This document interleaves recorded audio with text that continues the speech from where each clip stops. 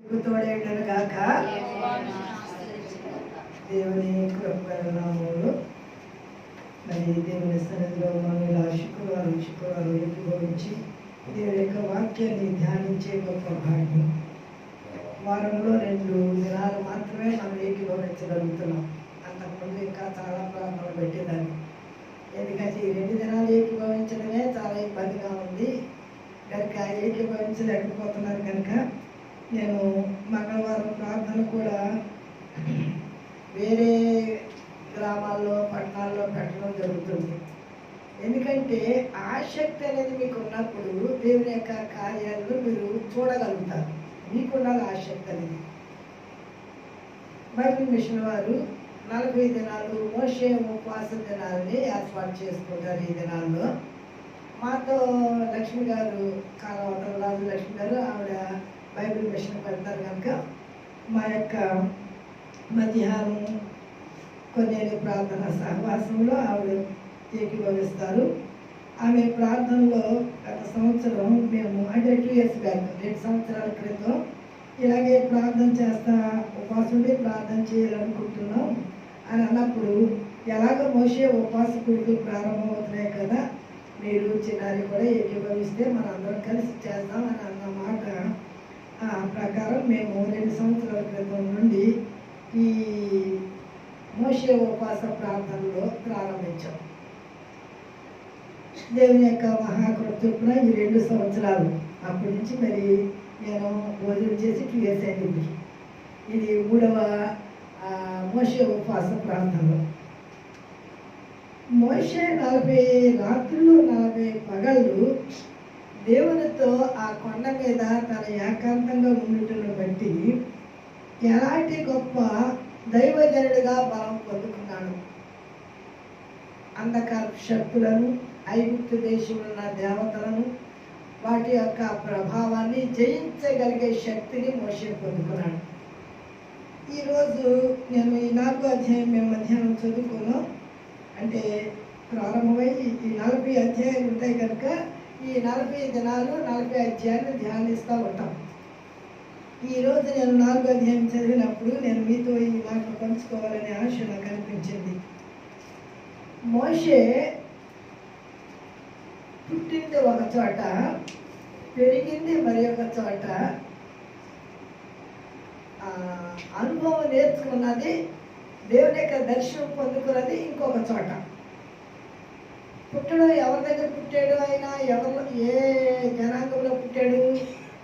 హెబ్రీయుల యొక్క ఇశ్రాయేలీయుల జనాంగంలో హెబ్రీయుల బిడ్డగా పుట్టాడు.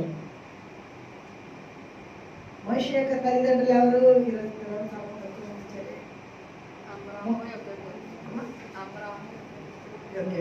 అమ్రాము, యోకెబెతు.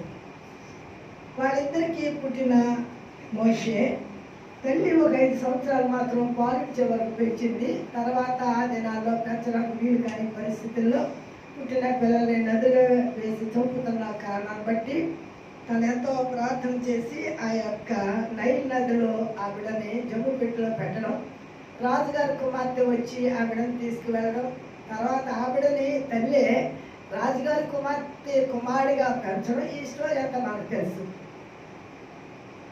చాలా వైభవంగా పెరిగాడు. ఫరో ఇంట్లో ఫరో కుమారుడు వలె చాలా వైభవంతో పెరిగాడు. పౌలు రాస్తాడు ఇక్కడ మోషేని 100 మంది కలవని అంటాడు. కానీ పౌలు రాస్తాడు మోషే సకల విద్యాభ్యాసంలో ప్రవీణుడు. ఏమండి, ధర్మశాస్త్రం రాయగలుగుతాడా? ఇన్ని లక్షల జనాంగాన్ని నడిపించగలుగుతాడా? అంటే మోషే ఉద్దేశం ఏంటంటే నాకు ధర్మశాస్త్రం తెలీదు, ఇదే నేను పుట్టడం ఒకవేళ ఇశ్రాయేల్లో పుట్టినా కానీ నేను పెరగడం ఎక్కడ పెరిగాను? అన్నింట్లో పెరిగాను, ఫరో ఇంట్లో పెరిగాను. అసలు ఫరో ఇంట్లో దేవుడు అంటే తెలీదు, అన్నిటిగా పెరిగాను. అక్కడి నుంచే నేను విద్యార్థి దేశానికి వచ్చేసాను కనుక నాకు ఏం తెలుసు దేవుడి గురించి చెప్పడానికి వాళ్ళకి. అందుకనే నాకు ఆ మాట నేర్పని కాదు, నాకు తెలియదు ఆ సంగతులు చెప్పడానికి అనే ఉద్దేశాన్ని బట్టి మోషే భయపడతాడు. కానీ దేవుడు చెప్తున్నాడు, మోషే రేపు భయపడద్దు, నేను నీకు తోడుగా ఉంటాను.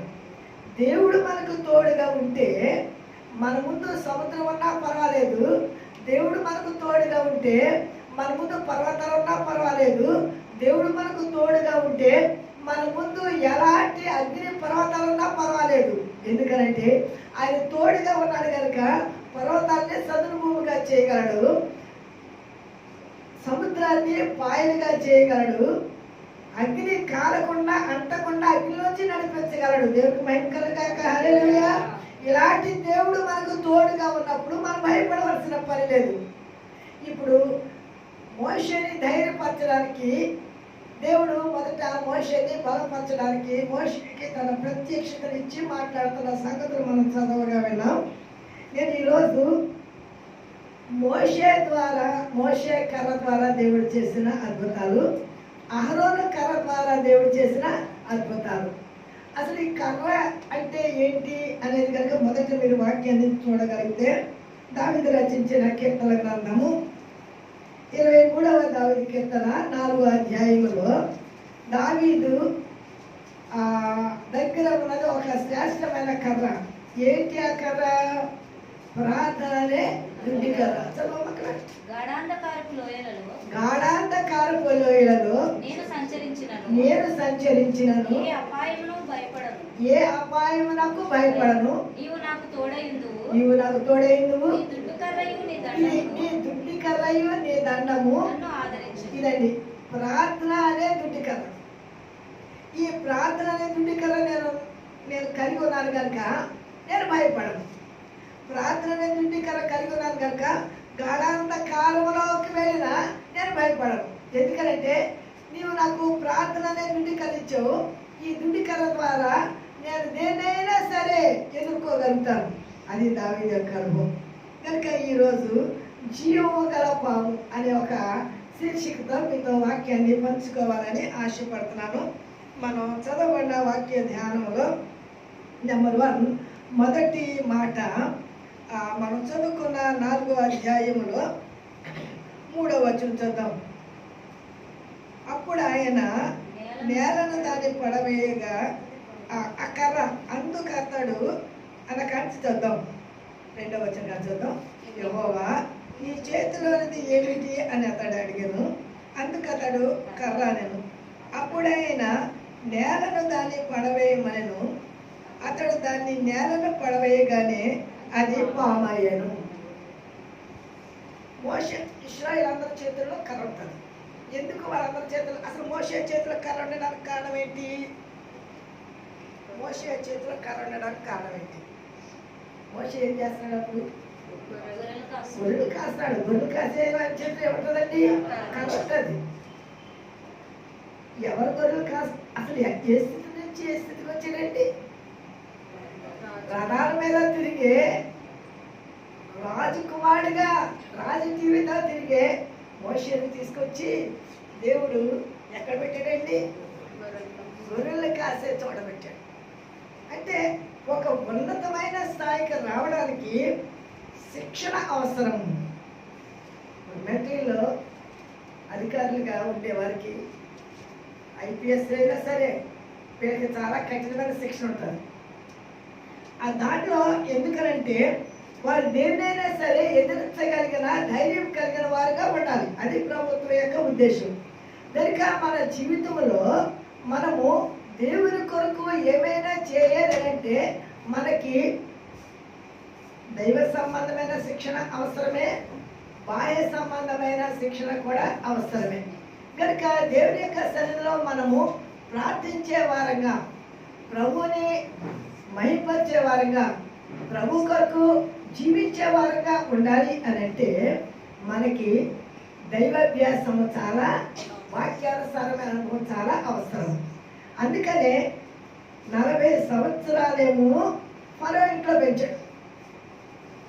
ట్రైనింగ్ ఎన్ని సంవత్సరాలండి? ఎవరికైనా ట్రైనింగ్ అంటే 6 మాసాలు, సంవత్సరం, 2 సంవత్సరాలు ఉంటుంది. కానీ దేవుడు ఎన్ని సంవత్సరాలు ఇచ్చాడు తెలుసండి? 40 సంవత్సరాలు ట్రైనింగ్ ఇచ్చాడండి. అంటే ఎంత ఆ 40 సంవత్సరాల్లో మోషే నేర్చుకున్నాడంటే దీనత్వం నేర్చుకున్నాడు, తను తగ్గించుకోవడం నేర్చుకున్నాడు, దేవునికి విధేయత నేర్చుకున్నాడు. తనలో ఉన్న అతిశయము, అహం, కోపం, తొందరపాటు, ఎందుకంటే ఆ తొందరపడుతుంది కదండి, అక్కడ ఐగుప్తుని చెప్పాడు. అందుకనే ఇవన్నీ ఇవన్నీ కుదరదు. దైవ సేవకుడిగా దేవుని యొక్క జనాంగానికి నడిపించేవాడికి చాలా సాత్వికం కావాలి, చాలా ఓర్పు కావాలి. దేవుని సేవ చేసేవాడికి కోపం ఉండడానికి కుదరదు. దేవుని సేవ చేసేవాడికి అతిశయం కుదరదు. దేవుని సేవ చేసేవాడికి అహం కుదరదు. దేవుని సేవ చేసేవాడికి నేను అనేది వాడు అసలు ఉండకూడదు. లోకంలో మొదట సేవకుడు చచ్చిపోవాలి. దేవుని కొరకు జీవించాలి, దేవుళ్ళలో జీవించాలంటే లోకంలో చచ్చిపోవాలి. అది నేర్పించడం కొరకే మోషేని 40 సంవత్సరాలు ఇత్రో ఇంట తన యొక్క మామగారి యొక్క మందని కాపలా కాస్తున్న సమయంలో హోరేబు కొండ మీద కూర్చుని ఆలోచన చేస్తున్నాడు. అసలు నన్ను పుట్టించిందేమో ఒక చోట, పెంచిందేమో మరి ఒక చోట, పాదపాలన చేసేది ఇంకో చోట. అసలు ఎందుకు నన్ను పుట్టించావు ప్రభువా? ఎందుకు నన్ను ఇక్కడ తీసుకొచ్చావు? అసలు ఏంటి నా జీవితంలోని ఉద్దేశం ఏంటి? ఇలా ఆలోచించుకుంటూ ఉండగా అప్పుడు పొదలో ప్రత్యక్షమై దేవుడు తను ఎందుకు పుట్టించాడో, ఎందుకు అక్కడ పెంచాడో, ఎందుకు ఇక్కడ తీసుకొచ్చి ట్రైనింగ్ ఇస్తున్నాడో చెప్పడం కొరకు ఆయన పొదలోనికి దిగి వచ్చాడు. పొద మండుతున్నది కానీ కాలుటలేదు. మండడం వేరు, కాలడం. కాలితే మసవుతుంది, మండితే పచ్చగానే ఉంటాయి, మంటలు వస్తాయి. ఆ యొక్క విచిత్రమేటో చూద్దామని దగ్గరికి వెళ్ళాడు. వెళ్ళి చూస్తే అక్కడి నుంచి దేవుడు మాట్లాడుతున్నాడు. మోషే మోషే, నేను నిలబడిన స్థలం చాలా పవిత్రమైంది, మొదటి నీ చెప్పులు తీసే, నీవు నా దగ్గరికి రా, నేను నీతో మాట్లాడతాను. దేవుడు మోషేతో మాట్లాడినట్టు చదువుతాం. 4:3 చదవగా మనం విన్నాం. అక్కడ ఒక మాట, మోషేతో దేవుడు మాట్లాడాడు. మోషే చేతిలో ఉన్నది ఏంటంటే కర్ర. అప్పుడైనా నేలను దాన్ని పడవేయమనను, అతడు దాన్ని నేల పడవేయగానే అది పామయ్యను. అప్పుడు యెహోవా నీ చెయ్యి చాపి దాన్ని తోక పట్టుకొని మనగా, అతడు తన చెయ్యి చాపి దాన్ని పట్టుకొనగానే అది తన చేతిలో కర్రాయను. పాముగా మారిన కర్ర, జీవముగా మారిన పాము. ఇప్పుడు దీనిలోనికి ఏమొచ్చిందండి? జీవం వచ్చింది. దీనికి వచ్చిందండి. నీ చేతిలో ఏమన్నది మోషే అంటే కర్ర, కింద పడేనాడు. పాడేయడంతోనే అది పాము అయింది. ఎందుకు దేవుడు మొట్టమొదటి చాలా విధాలు చేయించాడు మోషే ద్వారా, కానీ మొట్టమొదట ఈ కర్రనే పాముగా ఎందుకు చేశాడు దేవుడు అని అంటే, ఈజిప్షియన్స్ అంటే ఐగుప్తుల యొక్క ఎలవేర్పు సుబ్బారాయుడు. సుబ్బారాయుడు తెలుసు కదా, నాగపాము. వాళ్ళ యొక్క మీరు 10 కమిట్మెంట్స్ సినిమా చూసినప్పుడు వాళ్ళ యొక్క కిరీటాల మీద ఏం సింబల్ ఉంటుంది తెలుసా? సర్పం సింబల్ ఉంటుంది. వాళ్ళ ఎలవేర్పది ఖచ్చితంగా ప్రతి వారి ఇంట్లో ఉంటుంది. ప్రతి వారు దాన్ని పూజిస్తారు. కొంతకాలం మోషే కూడా పూజించాడు. ఇప్పుడు మోషేకి దాన్ని బట్టి భయపడుతున్నాడు. దేన్ని బట్టి? అక్కడ ఉన్న వాడి ఎలవేల పైన ఆ శక్తి, సాతాను యొక్క శక్తి చాలా నన్ను అటాక్ చేస్తుంది, నేను దాన్ని జయించలేను అనే ఉద్దేశం చొప్పున అతను భయపడుతున్నాడు. అప్పుడు దేవుడు అంటున్నాడు, కర్రను పాముగా చేయగలను, పాముని కర్రగా చేయగలను. దేవుడికి భయంకరగాక. జీవం లేని దానికి జీవాన్ని ఇవ్వగలను, జీవం ఉన్న వాడికి జీవాన్ని తీసేయగలను, ప్రాణం లేని వాడికి ప్రాణం ఇవ్వగలను, ప్రాణం ఉన్నవాడి ప్రాణాన్ని తీయగలను. ఋతునందించువాడని నేనే, బ్రతికించువాడని నేనే, పాతాళాలను పంపించువాడని నేనే, అందులోకి పైకి రప్పించువాడని నేనే. కనుక నేను సర్వశక్తిమంతుడను. మోషే నువ్వు భయపడక్కర్లేదు. చూడు, ఆ కర్ర పామైంది కదా, దాన్ని తాకట్టుకో, మళ్ళీ అదేమైంది? కర్ర అయింది.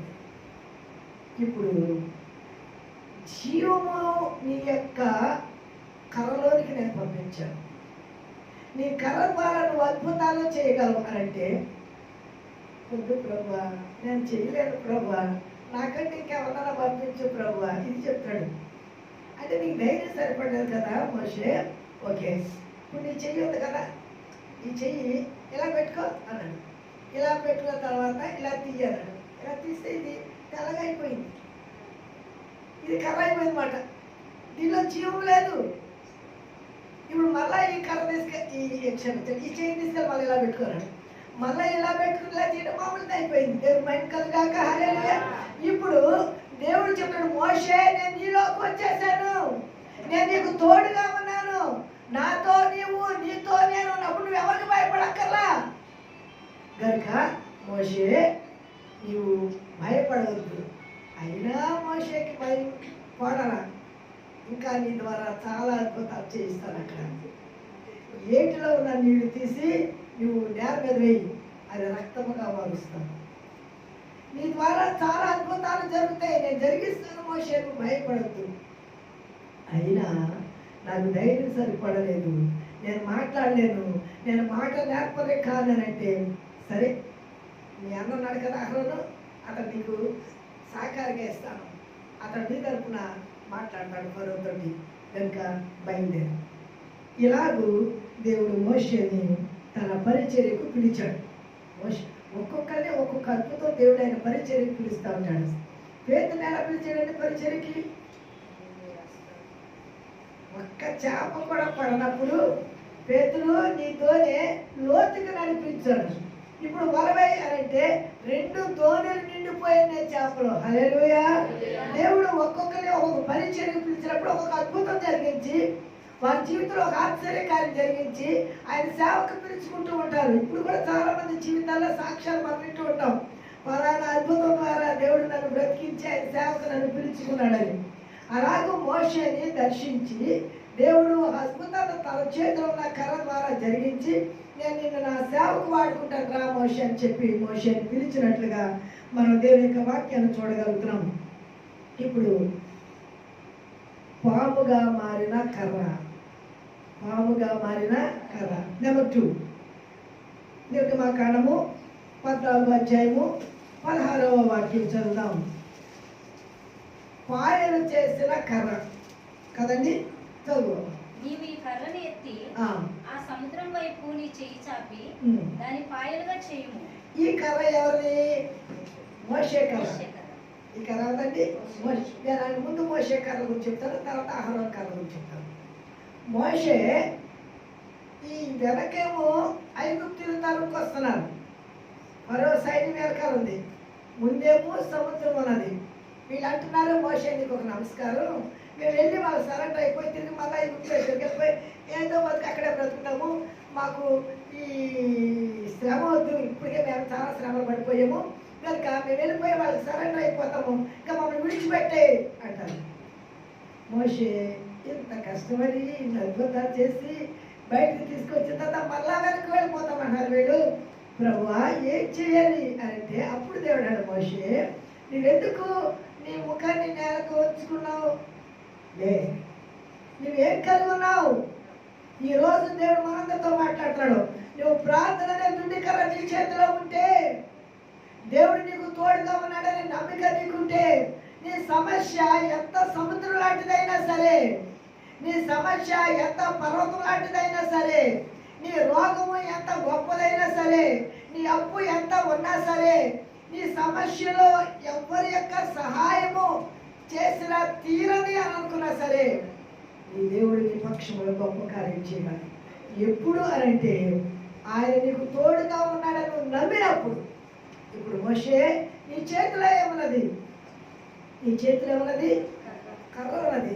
పెట్టు ఆ కర్రని. కర్ర చాలా చిన్నదే, సముద్రం చాలా పెద్దది. నాకు లైట్లు పాడైంది, తెచ్చుకోవడం టైం లేక నేను బయటికి వెళ్ళలేదు.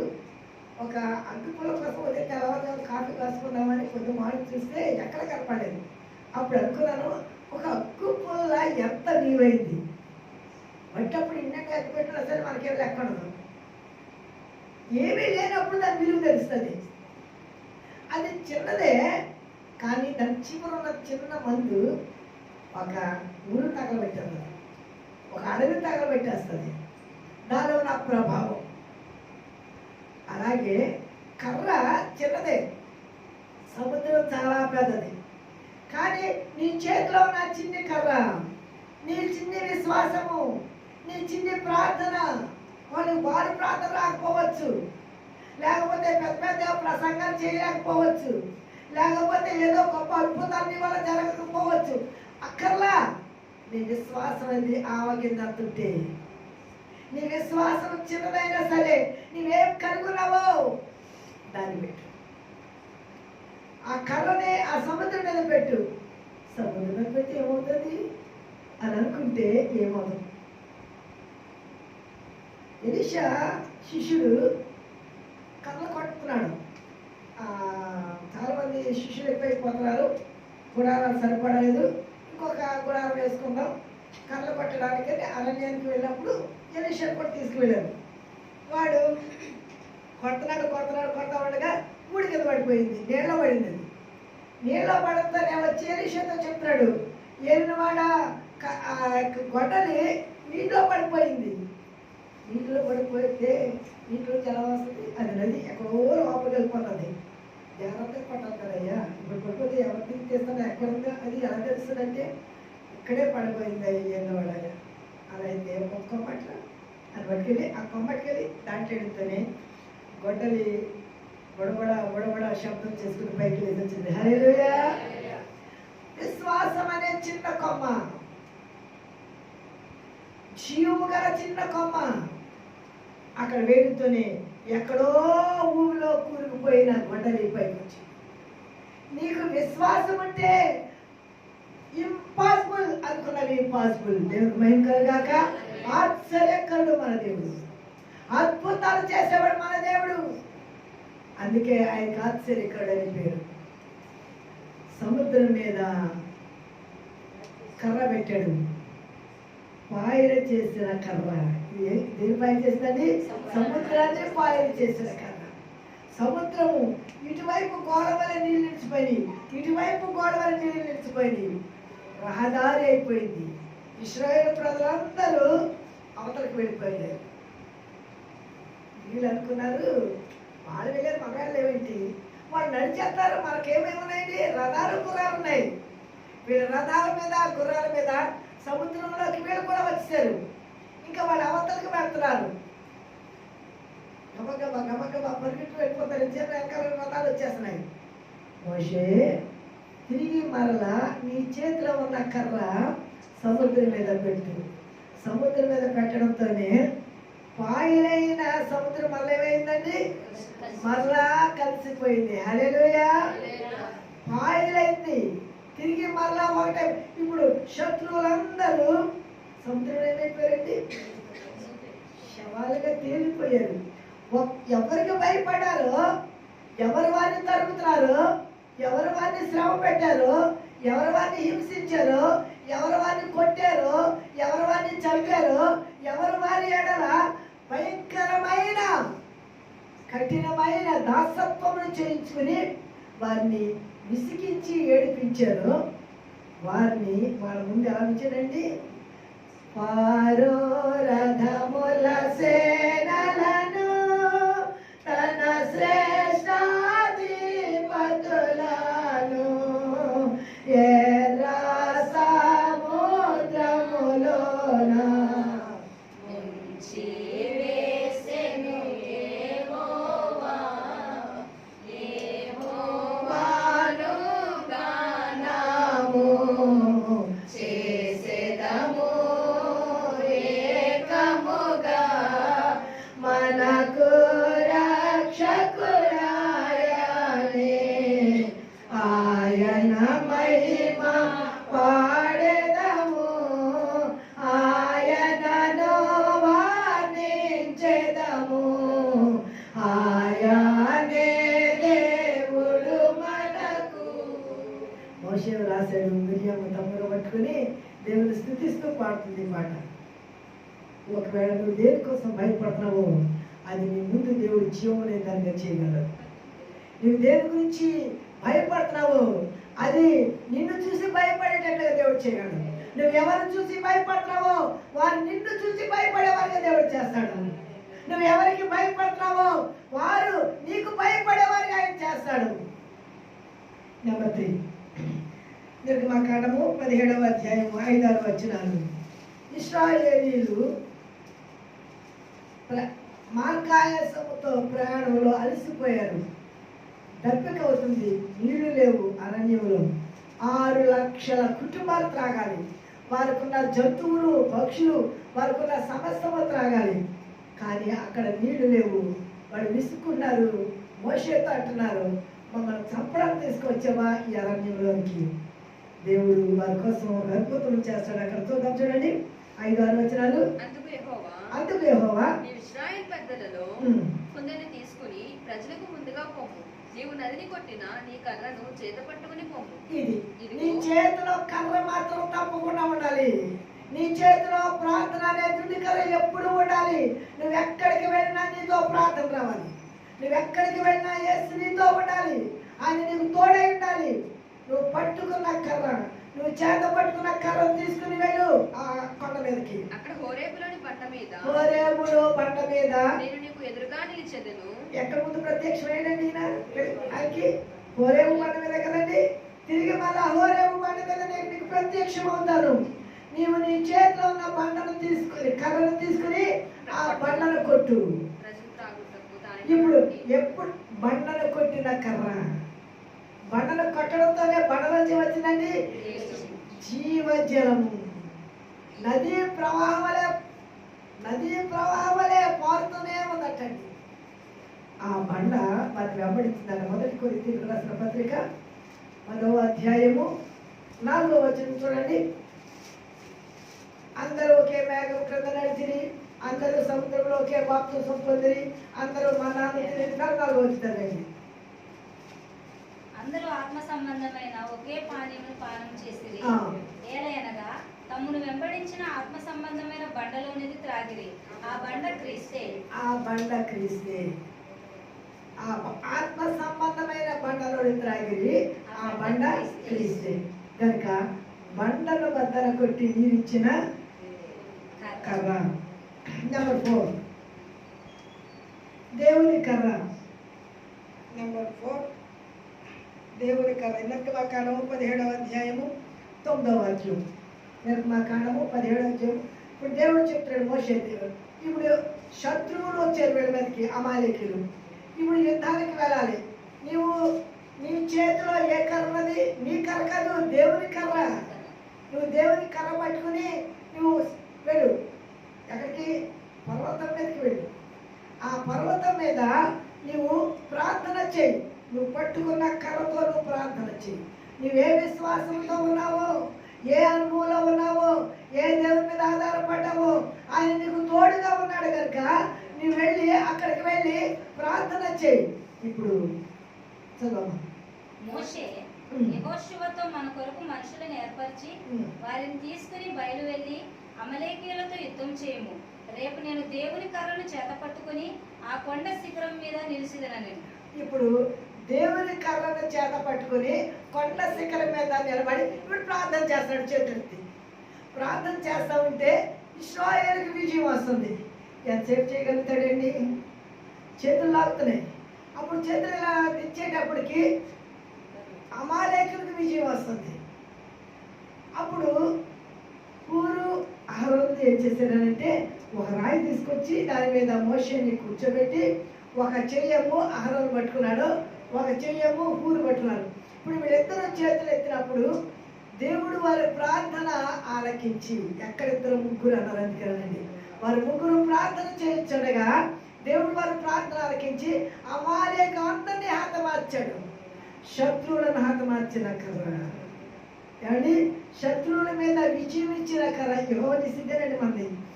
ఆ 15వ వచనానికి వచ్చేటప్పటికి అప్పుడు అక్కడ విజయం వచ్చిన తర్వాత సాయంకాలం ఒక రాయిని నింపి నిలబెట్టి దాని మీద నూనె పోసి దానికి యెహోవా నిస్సి, యెహోవా ధ్వజం, దేవుడే యుద్ధం చేసి విజయాన్ని ఇచ్చాడు కనుక విజయము తెచ్చిన కర్ర.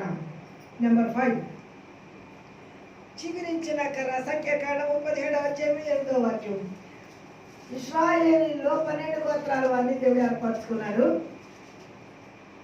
ఈ 16వ అధ్యాయంలోకి వచ్చేటప్పటికి కోరేషు, అబీరాము, దాతాన్లో మోషే అహరోను మీద తిరగబడి మీరేనా ఎప్పుడును మేము నాయకులుగా ఉండలేమా, మేము ఇశ్రాయేలు నడిపించలేమా అని తిరుగుబాటు చేశారు. ఆ 16 అధ్యాయం ఇంటికి దాన్ని చదువుకోండి. దేవుని యొక్క ఉగ్రత వారి మీదకి వచ్చి రేపు మంచి చనిపోతారు. అయినా వారు సాగడం మానలేదు. అప్పుడు మోషే ఏం చెప్పాడంటే, దేవుడు మోషేతో ఏం చెప్పాడంటే, మోషే 12 కర్రలు తీసుకోండి. 12 కర్రల మీద ఏ గోత్రం వాడు ఎవరి పేరు రాసుకుంటే వాడి గోత్రం వాడు కావాల్సిన వాడి పేరు రాసుకోమని. లేవి గోత్రం కర్ర మీద మాత్రము అహరోను పేరు రాదు. ఈ 12 కర్రలు తీసుకెళ్ళి అతి పరిశుద్ధ స్థలంలో పెట్టండి. పెట్టిన తర్వాత తెల్లారి తీసుకొచ్చి అందరి ముందు కర్ర పెట్టండి. నేను ఎవరిని ఏర్పాటు చేస్తున్నా, నేను చెప్తే వాడికి అర్థం అవ్వలేదు, థియరీ వాడికి అర్థం అవ్వలేదు. ఇప్పుడు ప్రాక్టికల్గా నేను ఎవరిని ఏర్పాటు చేస్తున్నానో ప్రజలకు తెలియజేస్తాను అని చెప్పి అప్పుడు తెల్లారి ఆ కర్ర బయట తీసుకొచ్చేప్పుడు మోషే సాక్షిపు గుడారంలోనికి వెళ్ళి చూడగా లేవి కుటుంబముదైన అహరోను కర్ర చిగురించి ఉండెను. అది చిగురించి పువ్వులు పూసి బాదము పల్లగలదాయెను.